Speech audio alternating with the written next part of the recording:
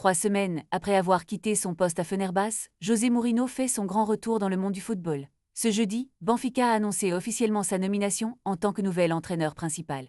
Ce changement survient après une défaite cuisante de l'équipe portugaise en Ligue des Champions, où ils ont été renversés par Karabag, malgré un début de match prometteur avec un score de 2 buts en leur faveur.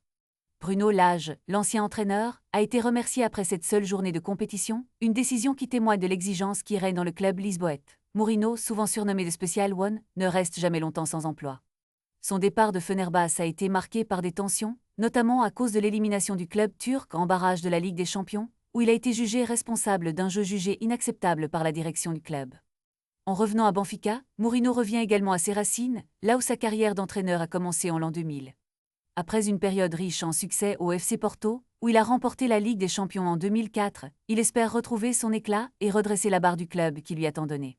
À son arrivée au centre d'entraînement, il a été vu dans une Ferrari, un cadeau de Roman Abramovich, symbole de son parcours flamboyant et de ses relations parfois tumultueuses avec les dirigeants du club. Les attentes sont énormes et les supporters espèrent que Mourinho saura insuffler une nouvelle dynamique à l'équipe. Son expérience et sa personnalité flamboyante pourraient bien être la clé pour redonner à Benfica sa place sur la scène européenne. Ne manquez pas de suivre les prochains développements de cette saga captivante, alors que The Special One s'apprête à relever un défi de taille, celui de redorer le blason d'un club historique du football portugais.